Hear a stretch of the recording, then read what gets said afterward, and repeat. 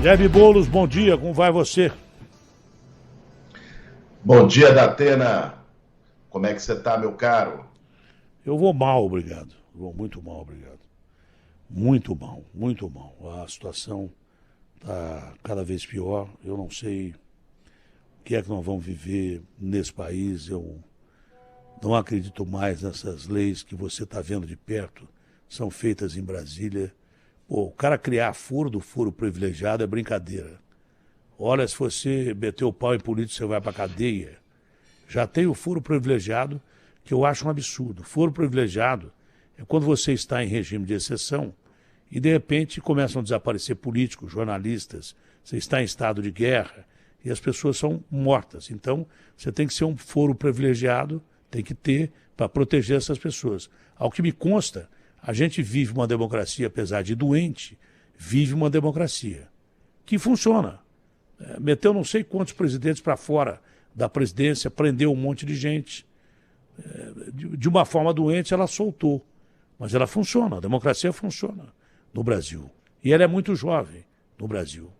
Agora, só leis que favorecem bandidos de crime organizado, que cada vez mais o crime organizado elegem políticos que possivelmente sentem-se ao seu lado e ao lado dos seus pares lá em Brasília.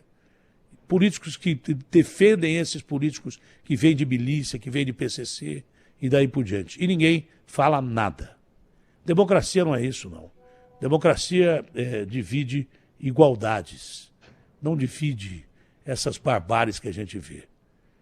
Eu também sou politicamente correto e seria totalmente favorável a desarmar o cidadão brasileiro que às vezes morre com a arma na mão porque não tem um ânimos de matar o bandido apesar de saber atirar. O atirador que morreu com um tiro pelas costas aqui na marginal do Rio Tietê era um atirador CAC. Tomou tiro nas costas com uma pistola, acho que de 9 milímetros, na cintura. Porque ele não tem o ânimo de matar o bandido mata antes. Mas a gente não pode ficar com essa diferença de leis. Lei só para bandido, que defende bandido, que solta criminoso, que é um dos criminosos mais perigosos do mundo, como traficante, devolve os bens desse criminoso, que solta bandidos com aquele sapão do Gedel, que solta bandido como Cunha, que solta bandido como Cabral. Tá? E do lado de cá, a gente não tem lei que nos proteja. O cidadão não tem lei que os proteja, que as leis são feitas cada vez mais aleatoriamente ao povo e favoráveis ao crime, e principalmente crime organizado, e isso favorece monstros da pior qualidade, como esse sujeito que morreu, sei lá como. Dizem que morreu porque se matou enforcado. Eu não quero nem saber como ele morreu. Ele matou 2 crianças antes. Entendeu? Eu não sou a favor de que todo brasileiro tenha arma, porque às vezes nem sabe usar a arma e morre com a arma na mão. Mas eu não sou favorável que desarme toda a população brasileira, sendo que o brasileiro não tem a principal arma que ele deve ter, que é a lei, a Constituição. Nosso Código Penal tem 100 anos e a política só reforma o Código Penal para favorecer bandido, acabando com o exame criminológico, permitindo que bandidos da pior qualidade saiam da cadeia em saídas temporárias, dando progressão de pena a quem não tinha, crimes hediondos. Segurança pública, ela passou a ser segurança nacional, segurança pública nacional, eu chamaria. O cidadão no Campo Limpo anteontem pega uma arma e sai atirando a esmo. Podia ter matado várias pessoas, matou uma. Feriu 6, sai atirando como se estivesse naqueles jogos que você vê na televisão. O cidadão invade uma escola com 40 munições e a arma dele, graças a Deus, foi Deus quem parou, porque ele matou 2 crianças. Como é que eu posso ter dó de um cara desse? Então, nós não temos leis para nos proteger. Primeira proteção, linha de proteção da sociedade é a lei. Depois vem a polícia, que não tem nem lei que a proteja para nos proteger. E antes de tudo, claro, nós temos que pensar também no social, que enlouquece pessoas. E você, com essa divisão de renda canalha que tem no Brasil, com um pouco rico e a maioria pobre, a maioria vivendo com $2, você não pode esperar também que as pessoas sejam justas numa situação como essa. Então, ou se pensa na segurança pública agora, ou se pensa em leis que prendam bandidos que matam de uma forma indireta através de venda de drogas ou então através de roubo do dinheiro público, porque isso mata mais do que bala de revólver também, entendeu? Ou a gente não tem mais futuro. Simplesmente não tem mais futuro. Escola é base de qualquer nação. As nossas escolas estão rodeadas de traficantes. Teve uma moça que morreu dentro de uma escola que nós dissemos que tinha tráfico, uma denúncia feita aqui pelo Agostinho Teixeira, que tinha tráfico dentro da escola, foi negada pela Secretaria de Educação do Estado de São Paulo. Nós provamos que a moça foi morta num lugar em que havia tráfico dentro da escola, entendeu? Fomos desmentidos de uma forma absurda, não só tráfico, mas servia uma merenda escolar que era uma lavagem, e em outras escolas alunos comem essa lavagem sentados no chão. Isso no estado mais rico da União. Então, sinceramente, o meu coração se mistura com tantas coisas que eu não sei mais o que é certo, o que é errado. Mas uma coisa eu sei, se a gente continuar desse jeito, com política causuística sendo feita em Brasília, e desde as câmaras às assembleias em Estado, o Brasil não tem um futuro muito legal pela frente, não. Queria saber a sua opinião sobre isso, deputado. Olha, Datena, primeiro, bom dia a você, bom dia a todo mundo que está nos acompanhando aqui na Rádio Bandeirantes. Primeiro quero dizer que eu votei contra, com muita convicção, ao projeto que foi apresentado aqui na Câmara na semana passada, que foi de criar mais blindagens, e do meu ponto de vista, criar mais privilégios para políticos. Eu, meu partido, votamos contra, defendemos contra, porque eu acho que o que nós precisamos é justamente aproximar a política das pessoas e não distanciar a política das pessoas. E um projeto como esse distancia a política da sociedade. Agora, você trouxe um tema que é fundamental, que é o nível de violência e de insegurança que a gente vive hoje na nossa sociedade, e em São Paulo particularmente. São Paulo, Datena, a cidade, se a gente pensar a cidade, é a cidade mais rica da América Latina. São Paulo teria condições de garantir um nível de segurança, e aqui eu não estou falando apenas de segurança pública, eu estou falando também de segurança alimentar, de segurança social, para toda a sua população. Porque também nós não podemos ser hipócrita, né? Uma sociedade violenta é fruto também de um abismo profundo de desigualdade que nós temos. Veja, não dá para a gente imaginar que nós vamos ter um nível de civilidade da Suécia, da Noruega, dos países nórdicos, numa cidade onde, se você está em Cidade Tiradentes, se você está no Jardim Ângela, se você está em alguma região de Perus, a expectativa de vida é 60 anos, e se você está nos Jardins, em Moema, a expectativa de vida é 82 anos. Dentro da mesma cidade. Você tem o IDH do Canadá e o IDH do Congo. Então, uma sociedade com um tal grau de divisão, com uma ferida tão aberta, é muito difícil que não seja uma sociedade violenta. Então, nós precisamos fazer um combate à desigualdade e, ao mesmo tempo, nós precisamos de medidas de segurança pública na cidade de São Paulo. Eu fico muito triste, Datena, até porque sou paulistano, nasci e cresci na cidade de São Paulo, e acho que todo mundo que é de São Paulo tem orgulho da cidade, da gente ver hoje como está o estado de abandono na maior cidade do Brasil. Uma cidade que é acolhedora, uma cidade que é solidária, que acolheu todos os povos, migrantes de várias regiões do país, imigrantes de várias regiões do mundo.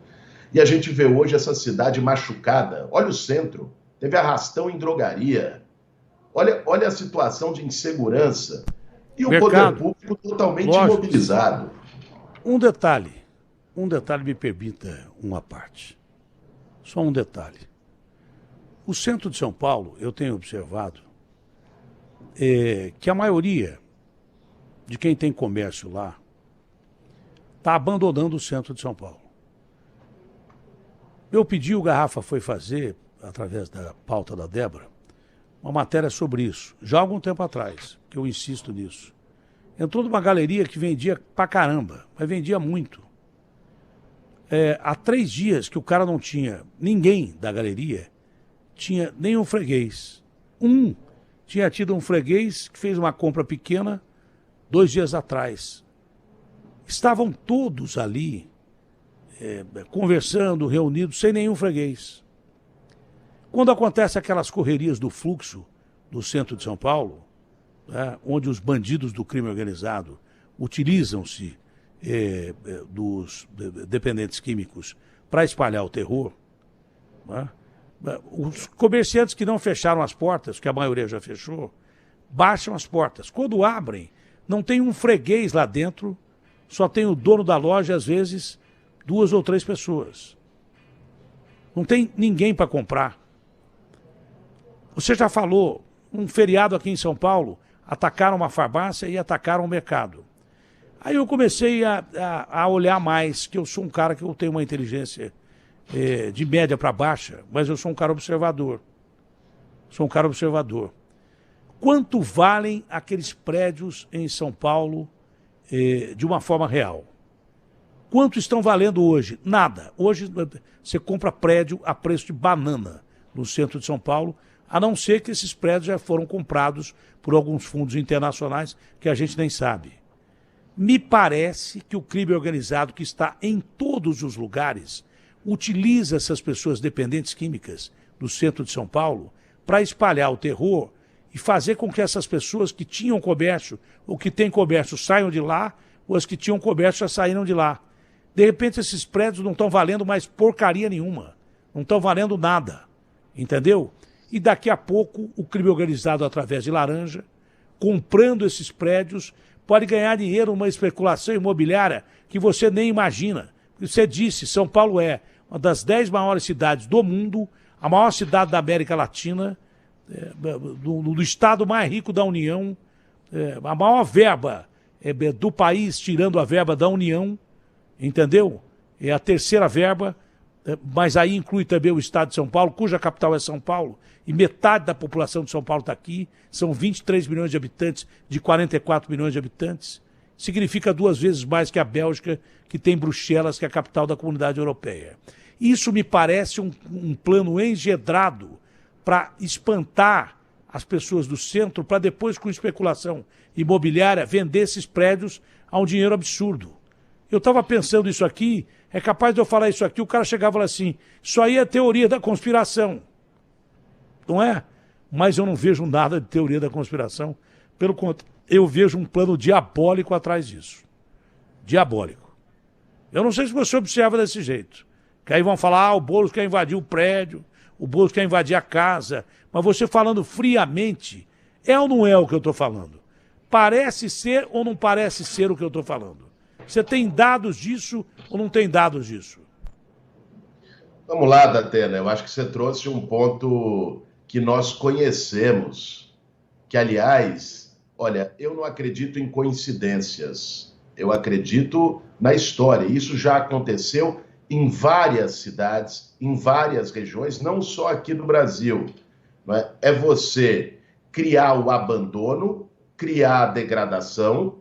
Com a degradação, você barateia o preço dos imóveis e depois você compra a solução de uma maneira barata para vender. Isso é lógica de mercado acionário. Isso é lógica especulativa. Ela é mais do que notória. E é visível um projeto de degradação do centro da cidade de São Paulo nos últimos anos. Eu não vou ser leviano, assim como você tampouco foi, e trouxe aqui uma hipótese que para mim é muito plausível, de acusar A ou B, de citar nomes, porque não tenho provas. Mas, francamente, eu não acredito. Não, eu só não tenho os nomes, mas eu tenho certeza que isso está acontecendo. Eu não vou citar nomes porque eu não tenho provas. Eu concordo. Mas eu tenho certeza que isso está acontecendo. De uma forma ou de outra, isso está acontecendo. Por ação ou por omissão, isso está acontecendo. Você tem dúvida que um dia o centro de São Paulo vai ser recuperado e os imóveis que não valem porcaria nenhuma hoje vão valer dinheiro pra caramba? Isso acontece não tenho dúvida por tragédias. Isso por exemplo, isso acontece por tragédias. Você pega Detroit, nos Estados Unidos, que era a maior fabricante de automóveis do mundo. De repente vieram os japoneses, venderam mais barato, e Detroit, que era uma cidade maravilhosa, virou uma cidade fantasma, porque quebrou. Virou uma cidade fantasma. E isso é um acontecimento de ordem econômica. Hoje estão vendendo prédios lá em Detroit a um bom preço, estão revitalizando bairros. Isso aconteceu por uma ação de questão econômica. Aqui em São Paulo, acontece por um domínio terrível do crime no centro de São Paulo, e eu não sei como é que isso não acaba com tanta GCM, com tanta polícia, com tanta investigação da Polícia Civil e polícias competentes. Como é que isso nunca acaba? É retroalimentado. Porque ali não tem só problema de pandemia mais. Né? Ali é questão de crime, dizer para você, até de gente que estava do outro lado e que já foi afastada, mas estava do outro lado, oferecia segurança, enquanto o GCM oferecia segurança para proteger, de repente, os prédios. Né? Ainda bem que aquele canalha foi retirado de lá e teria que ser julgado e colocado na cadeia. Então, não é só questão econômica a degradação do centro de São Paulo. É questão do crime organizado continuar agindo ali, com tanta polícia e tanta lei. Como é que continua chegando tanta droga no centro de São Paulo? Como? A pergunta que eu faço é como? Como? Essa é a questão, Datena. Essa é a questão. Veja, a operação para você impedir que a droga chegue na Cracolândia, por exemplo, é uma operação de inteligência que deveria ser feita pela Polícia Civil, relativamente simples. Não é possível. A droga não nasce de árvore. Ela chega lá de algum lugar. Se você faz um monitoramento adequado com os instrumentos que a investigação policial tem, você chegaria. A questão é a seguinte, Datena, falando português claro, é que o chefe do crime organizado não está embaixo de uma barraca na Cracolândia. O chefe do crime organizado não está num barraco de madeirite na favela. Está em condomínio fechado. O chefe do crime organizado está em condomínio fechado, engravatado e comendo muito bem. E muitas vezes essas pessoas têm influência sobre decisões políticas e sobre áreas da própria segurança pública. Certo? Isso não é de hoje, isso não é novidade para ninguém. Você pegue essa situação da GCM que você mencionou, que aliás é um escândalo. Você sabe, Datena, a cidade de São Paulo tem 12 milhões de habitantes, a cidade do Rio de Janeiro tem 6 milhões, metade. E a GCM, o efetivo de GCM do Rio de Janeiro é maior que o de São Paulo. O prefeito havia se comprometido no plano de metas a contratação de mais alguns milhares de GCM, foi abrir concurso agora. Não contratou nenhum, não tem nenhum efetivado até o momento. Você teria reforçado a GCM antes? Mas não tem a menor dúvida. A GCM, ela é uma guarda civil. A GCM tem uma função de zelar pelo patrimônio público e tem uma função de garantir segurança em regiões da cidade. Né? A GCM de São Paulo está defasada. Eu conheço GCMs, aliás, fui apoiado na eleição passada para prefeito pela representação sindical dos guardas municipais. Tenho uma excelente relação com vários guardas. Né? E o trabalho deles é um trabalho para a cidade, só que estão desvalorizados, estão com um número muito inferior ao que era necessário para garantir a zeladoria e a segurança da cidade, e ainda acontece o caso, como você mencionou, e que eu não vou generalizar, porque sei que a maioria dos guardas municipais fazem o seu trabalho dignamente, mas o caso de um guarda que utilizou sua posição para poder fazer milícia no centro de São Paulo, cobrar taxa de segurança de comerciantes, isso é uma vergonha, né? Isso é tática miliciana, que nós temos que extirpar pela raiz. Né? Já não basta todo o crime organizado que nós temos em São Paulo e em todo o Brasil, querer trazer milícia para São Paulo, né? O pior do bolsonarismo. E, aliás, Datena, vamos falar aqui de forma muito franca. O atual prefeito de São Paulo, ele está tentando trazer esse caldo de autoritarismo, de ódio que foi representado pelo Bolsonaro para a cidade. Foi vergonhoso a gente ver aquela competição dele com o Ricardo Salles para ver quem era mais bolsonarista. Se um almoçava com o Bolsonaro, o outro queria jantar, né? E era uma coisa de já começar com mentira, com fake news. Você mencionou essa coisa das invasões, né? Todo dia o atual prefeito, em vez de cuidar dos problemas da cidade, em vez de buscar fazer um plano de investimento para 35 bilhões que a cidade tem em caixa, né? Prefeitura não é banco. Esses dias saiu uma notícia de que rendeu 1,5 bilhão de juros o dinheiro em caixa da prefeitura. Eu acharia isso extraordinário se os problemas de São Paulo tivessem resolvidos. Se São Paulo fosse Estocolmo e Montreal, que rendesse o dinheiro em caixa. Mas uma cidade que tem 52 mil pessoas morando nas ruas. Mais de 1 milhão de pessoas morando em área de risco. Por quantas 60 mil pessoas morando na rua. Fundiária? E os caras reduzindo meta da Atena. Com esse dinheiro em caixa, os caras reduzindo meta. A meta era fazer 40 quilômetros de corredor de ônibus para melhorar o transporte das pessoas que saem todo dia da periferia para o centro. Fizeram 4 quilômetros. A meta era fazer regularização fundiária, né? Regularizar as casas para 220 mil famílias em São Paulo. Fizeram para 20 mil. Era fazer 14 piscinões. Fizeram 3. Enfim, eu não vou continuar na lista porque ela é extensa. É uma mistura de abandono... Mas você tocou num outro ponto que é fundamental. Corrupção e desumanidade. Você tocou num outro ponto que é fundamental. Peraí. Tem coisa que você não pode deixar passar em entrevista. O que é mais fácil? Você arrumar o centro de São Paulo, que está desarrumado há tanto tempo, e de repente sair como paladino da justiça e sair para uma eleição, porque dinheiro tem para isso. Sair para uma eleição...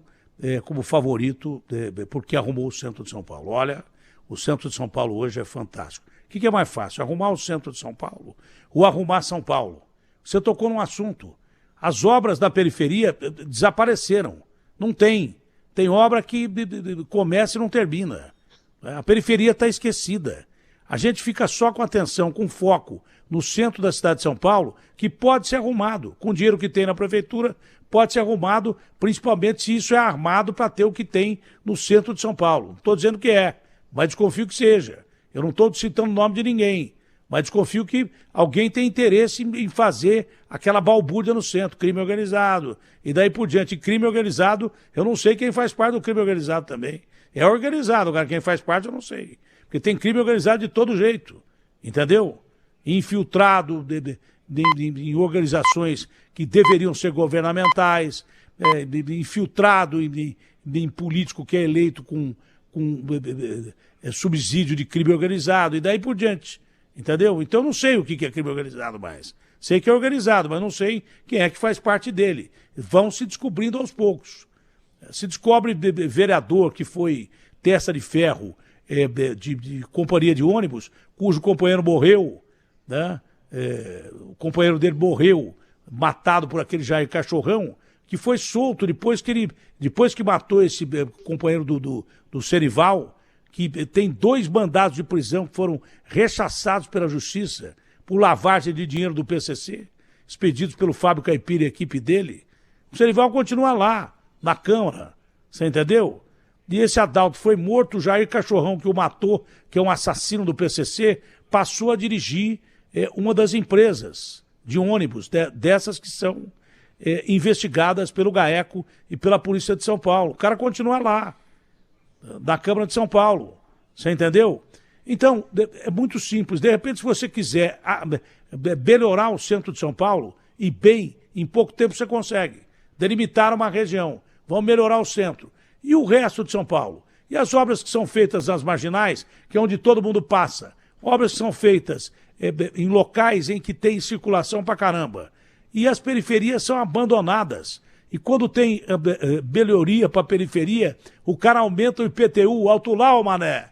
Você é prefeito da cidade, não é prefeito de uma parte da cidade. Se você melhora a periferia, você não fez mais nada que obrigação. Como é que você aumentou o IPTU? Porque você fez o metrô chegar lá, ou fez o trem chegar até lá, ou o ônibus está servindo até ali. Então o Estado cobra uma coisa das periferias que significa a metade do Estado, hein?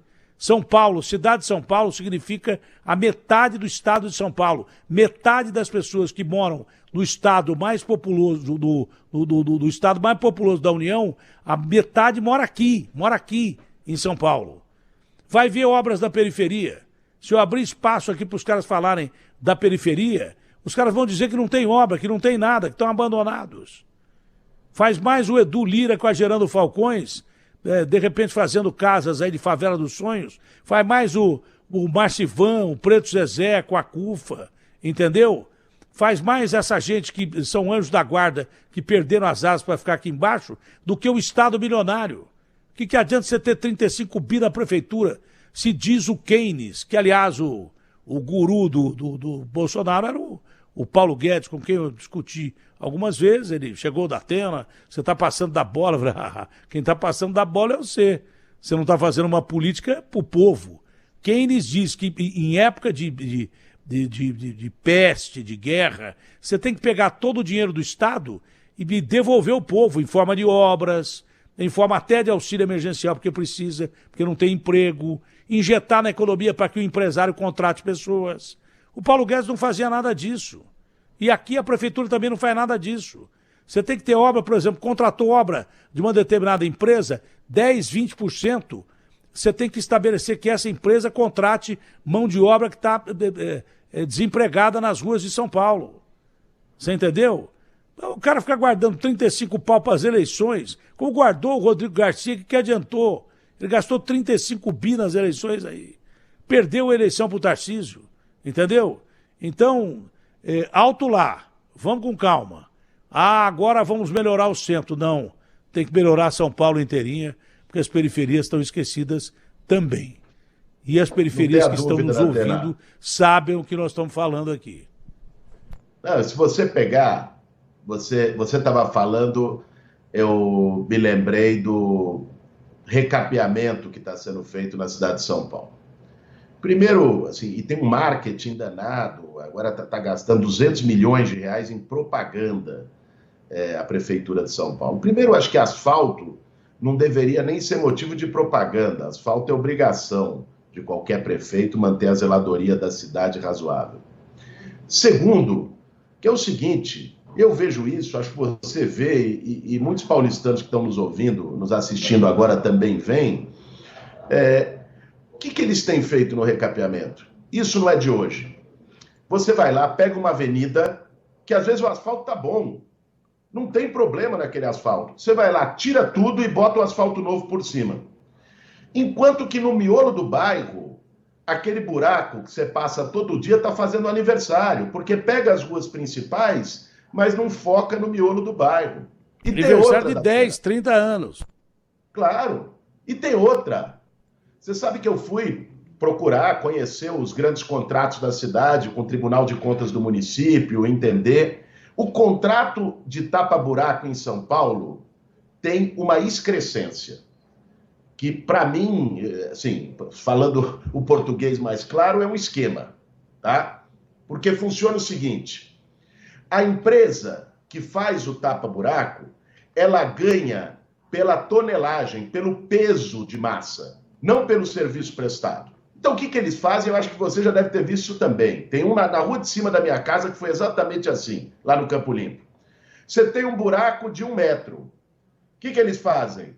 Abrem um buraco de 5 metros em torno dele, bem maior do que o buraco, para botar mais massa, para poder ganhar mais... do serviço prestado, porque ele ganha pelo contar a quanto de massa qualidade do que é botado ali dentro. Sem contar a qualidade do que é colocado ali dentro. Sem contar o Agostinho isso, fez uma denúncia aqui nesse programa. Depois já está todo ondulado. Não, o Agostinho fez uma denúncia aqui, há muito tempo atrás, que tinha uma empresa que, ao invés de botar 5 milímetros, botava 1, 2. E aí foi produto de investigação e tal. E adivinha onde essa empresa está? É uma das que estão prestando serviço para a prefeitura em tapa-buraco. E não vai só mais com buraco, não. Semana passada, eu enchi o saco dos caras, mas eu caí numa pegadinha que é diferente. No lugar que eu passei tinha tartarugas. A tartaruga é para você evitar sair do ponto que você está. Mas a tartaruga é colocada de uma forma indevida, numa conversão que não era para ter tartaruga. Acho que até tiraram depois que eu desci o cacete. Tinha uma tartaruga ali que estava solta há mais de mês, muito mais de mês, com 2 parafusos enormes para cima. Rasgou o pneu do meu carro, arrebentou com a parte de baixo do meu carro. Sorte que tem seguro e que eu tenho dinheiro para pagar. Eu não recorri à prefeitura, que me deu vontade de pegar aquela tartaruga, levar na porta do Ricardo Nunes e falar para ele assim, ó, essa tartaruga é sua aqui. É perigoso ela escapar, hein? É uma tartaruga só, mas é perigoso ela escapar. A tartaruga rasgou o pneu do meu carro. Ah, o Datena, mas por que você não acionou a prefeitura? Sabe por que eu não acionei a prefeitura? Porque eles iam resolver o meu problema antes de centenas de milhares de pessoas que entram na prefeitura para ser ressarcidos e não são. Tiveram o pneu do seu carro quebrado, tiveram a suspensão do carro quebrada, freio quebrado. Então eu fui lá e paguei, porque eu tenho dinheiro. Tudo que eu posso pagar, eu pago. Olha lá, ó, a tartaruga está aparecendo aí. Parece até que era armadilha, parece até que o prefeito sabia que eu ia passar dali. Olha lá o tamanho do parafuso que está ali, ó. Tá vendo aí? Isso aí arrebentou com o meu carro. Mas tudo que eu posso pagar do meu bolso, eu não cobro do Estado. Entendeu? Porque eu vou estar tomando lugar de milhares de pessoas que não conseguem ter os seus recursos deferidos quando tem razão. Você viu o tamanho do negócio ali? Aí chegou o motorista aí da Band e falou para mim, Datena, essa tartaruga está solta lá faz mais de mês, no dia que eu... Então não tem só esse tipo de problema de buraco. Tem essas pegadinhas do malandro aí também. A zeladoria da cidade, Datena, tá um caos. Pega os semáforos. Tem um semáforo perto da minha casa, ali na estrada do Campo Limpo, que 2 vezes por semana, pelo menos, ele fica com amarelo piscante. E é num cruzamento perigoso. E teve uma semana que ele ficou 3 vezes. Eu passo lá quando estou em São Paulo, hoje estou aqui em Brasília trabalhando, mas quando estou em São Paulo, passo lá direto, né? Porque é o caminho para eu chegar na minha casa. Datena, 3 dias seguidos, amarelo piscante, amarelo piscante. No 3º dia, um motoqueiro foi atropelado ali. Quer dizer, olha, eu tenho buscado conhecer, porque São Paulo, você sabe, é uma cidade historicamente ligada à inovação, uma cidade vanguarda, uma cidade que, enfim, é tecnológica, já produziu muita coisa para o Brasil e para o mundo. E eu tenho buscado conhecer experiências de outras grandes capitais do mundo, porque hoje, lamentavelmente, São Paulo se desconectou disso, parou no tempo. Então eu fui outro dia conversar com a prefeita de Santiago, lá no Chile, conhecer a experiência de eletromobilidade, que são ônibus elétricos, que reduz a poluição sonora, não tem aquele barulho danado. O custo é muito menor, porque o custo com diesel é muito maior que o custo com eletricidade, além de não ser poluente, né, serem ônibus que não têm emissão de carbono.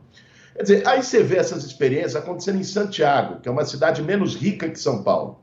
Você vê experiências como essa acontecendo em Bogotá, acontecendo na Cidade do México, isso para não falar das cidades europeias. E São Paulo não consegue tapar buraco de rua, não tem semáforo que funcione, não é? Cada praça virou um matagal, a zeladoria da cidade é um caos. Você falou uma coisa que para mim, Datena, seria a solução. Sabe o que nós temos que fazer, por exemplo, com a população em situação de rua na cidade? Além de dar moradia, que é o básico e que o poder público não está fazendo, você dá oportunidade, cria frente de trabalho, Datena. Eu defendo isso. Claro, tem que ter inserção social.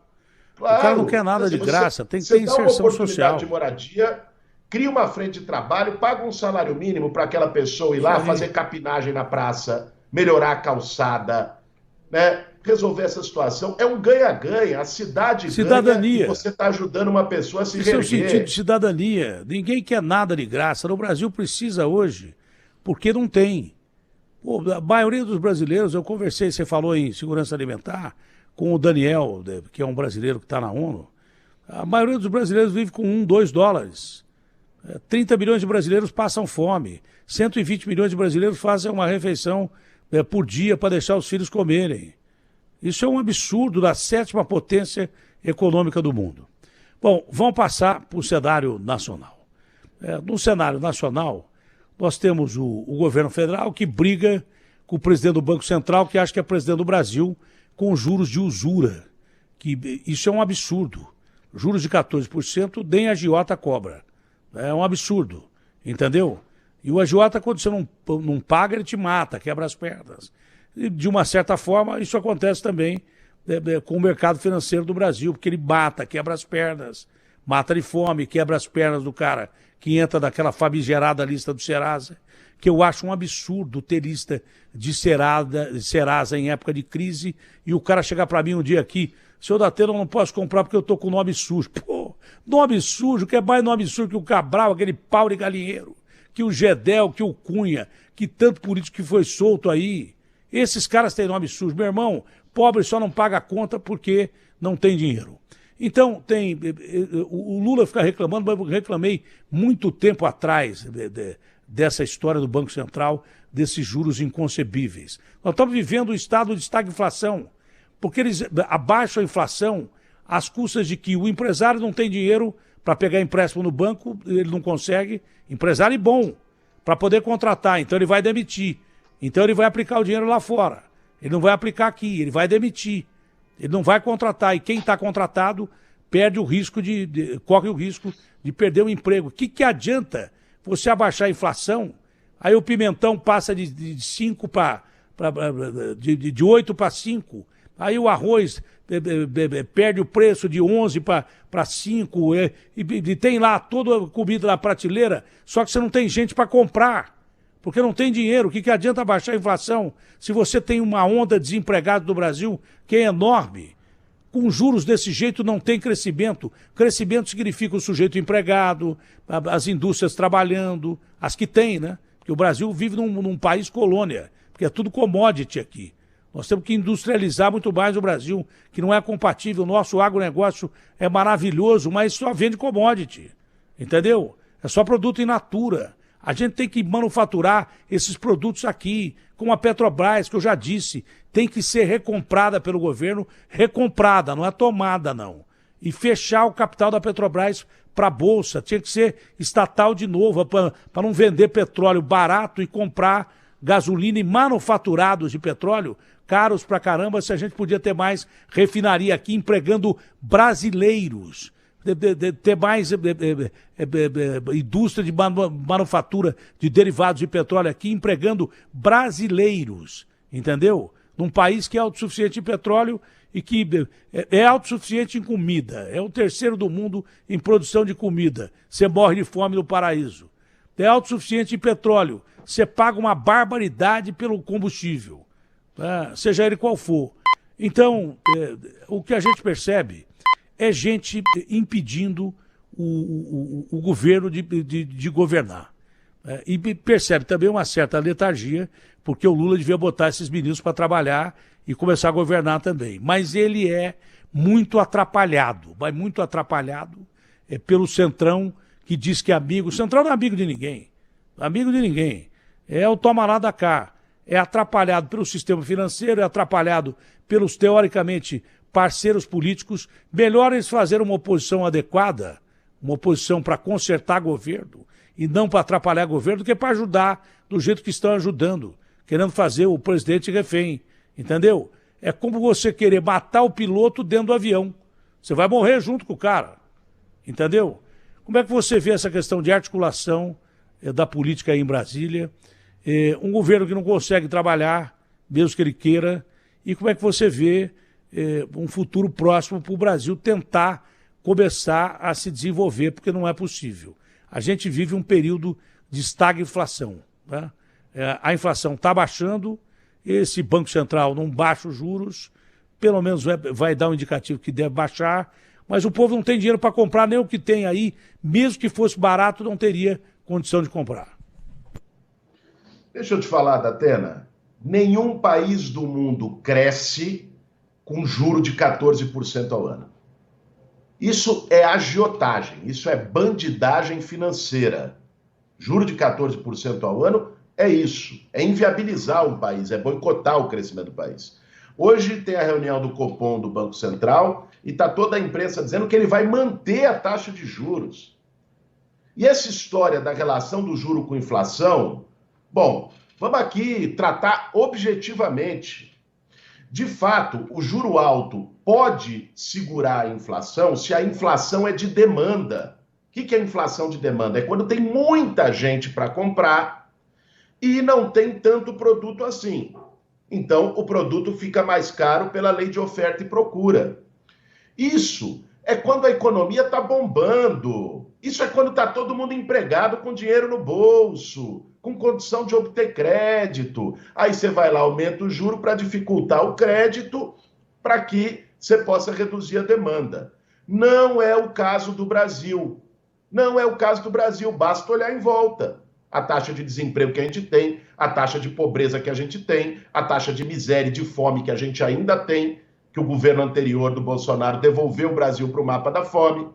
A inflação que aconteceu no Brasil no último período e que já está se reduzindo, não é inflação de demanda, é inflação de custo. O que é inflação de custo? É quando os insumos ou aquilo que é necessário para a produção dos produtos fica mais caro. Por exemplo, o combustível. Se o óleo diesel fica mais caro, com aquela política absurda da Petrobras, que era a paridade com preço internacional, né? Sendo que mais de 80% do diesel brasileiro é refinado, não é só produzido aqui, é refinado aqui, então não tem por que você fazer o preço no mercado interno em dólar. Felizmente, o Lula quebrou isso no mês passado, e por isso nós estamos tendo uma redução gradual do preço dos combustíveis. Mas se o diesel está com preço alto, aumenta tudo. Porque aumenta o frete das mercadorias. A maçã que você vai comprar no sacolão, ela fica mais cara porque o diesel aumentou, porque ela vem de caminhão para chegar no sacolão. Assim como qualquer outro produto. Então, veja, o que eles estão vendendo como remédio para a inflação é um veneno para a economia e para o bolso do trabalhador brasileiro. Eu acredito que o maior problema que nós temos hoje, Datena, é o juro alto. É lógico que nós temos um problema político aqui. Eu estou aqui, estou falando contigo e com os nossos ouvintes do meu gabinete aqui na Câmara. Estou aqui e veja, eu estou convivendo nesse espaço. E digo para você, de fato, o Centrão é um problema. É um problema para o país, não é só para esse governo, não. É um problema para o país. Porque política não pode ser negócio, política não pode ser negociata. Política não pode ser você vir, eu voto no projeto porque você vai me dar uma emenda, eu voto no projeto porque eu vou ter um cargo no ministério tal. Você tem que votar no projeto e a pessoa é eleita para isso, porque o projeto é bom para o Brasil. Ou então você votar contra o projeto se você achar que o projeto é ruim para o Brasil. Então, ou seja, o que nós temos hoje são várias frentes de artilharia contra o governo Lula. Uma está no Banco Central com essa agiotagem. E não é só contra o governo Lula, é contra o país. É contra o trabalhador brasileiro, sobretudo. Outra está aqui, na Câmara dos Deputados, botando a faca no pescoço para fazer o que eles querem que o presidente faça. Trocar ministro, fazer não sei o quê. Então, veja, nós precisamos fazer esse enfrentamento. Já passou da hora da sociedade brasileira se conscientizar em relação a isso. Porque democracia não é só a gente apertar um botão na urna a cada 4 anos e dar um cheque em branco. Democracia é você ajudar a decidir os rumos do país. Então, por isso que eu sempre fui a favor do povo se organizar, de ter manifestação, de ter movimento social, porque é a forma como aqueles que são invisíveis e não são ouvidos historicamente, de poderem ter voz na nossa sociedade. Eu acho que é isso que nós precisamos, Datena. É isso que nós precisamos, lógico, de forma ao mesmo organizada, tempo, de forma ordeira, tem que ter de forma reforma pacífica. política. Mas Ao mesmo precisa. tempo tem que ter reforma política, é urgente a reforma política. Não pode um presidente da República viver ao sabor do parlamento, nessa política de toma lá da cá, querendo orçamento secreto, querendo cada vez mais cargos comissionados e coisas que tais. Não adianta. O presidente fica de mãos atadas e é obrigado a dar a mão a Deus e ao diabo. Isso não pode continuar. Não se fala em reforma política, não se fala em reforma administrativa para enxugar os 3 poderes, não só não, enxugar os 3 poderes de um governo que gasta muito, gasta errado, gasta com emendas parlamentares, enchendo o bolso de muita gente que não devolve isso à sociedade. Enquanto não houver mudança nesse país, enquanto houver gente passando fome, gente sem estudo, gente sem casa, né? Enquanto houver essa injustiça social, o Brasil precisa mudar e vai mudar. e tenho certeza absoluta vai mudar, porque precisa mudar. Tem obrigação de mudar, do jeito que está não pode continuar. Guilherme, mais alguma coisa? Não, acho que é isso, Datena. Acho que foi um excelente papo aqui, passamos por vários temas. Só deixar consignado, já que você falou da questão aqui parlamentar. Ontem nós tivemos um avanço importante aqui, ainda não conseguimos aprovar, mas já se consolidou uma maioria aqui na Câmara para aprovar, na primeira sessão de julho, no dia 4 de julho, o programa de aquisição de alimentos, que eu sou o relator, junto com o programa de cozinhas solidárias, para a gente retomar um pilar de combate à fome no país. Hoje eu estou bem contente, porque ontem fiz a leitura do relatório aqui no plenário, porque é uma vergonha, Datena, como você disse, nós temos o terceiro maior produtor de alimento do mundo, bota comida na mesa da China, da Europa, dos Estados Unidos, o maior produtor de proteína animal do mundo, e aqui nós temos 30 milhões de pessoas passando fome no nosso país. A gente, num semáforo, numa grande cidade, vê uma criancinha com um papelão dizendo estou com fome, implorando por um alimento. E é por isso que nós estamos aprovando o programa de aquisição de alimentos, é aquele que o governo compra do pequeno agricultor familiar, aquele que não tem condição de botar no mercado, compra o produto dele e cria uma rede de distribuição na cidade, desde restaurantes populares, passando por até alimentação escolar, com alimentação mais saudável, e agora para cozinhas solidárias nas periferias, que é um programa que eu defendo e que o movimento social iniciou já há alguns anos na pandemia e que, dando tudo certo, daqui a um mês já vai ser política pública e realização no país.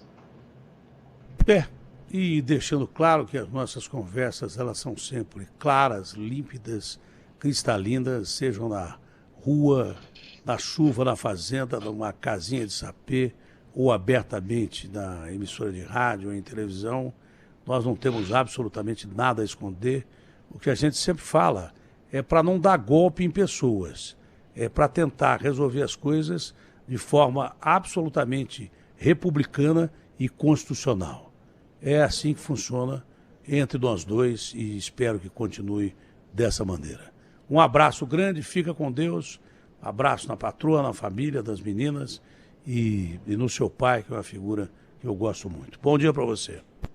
Bom dia, Datena, a você, a todo mundo que nos acompanhou aqui nesse bate-papo. Um grande abraço e boa semana aí para você.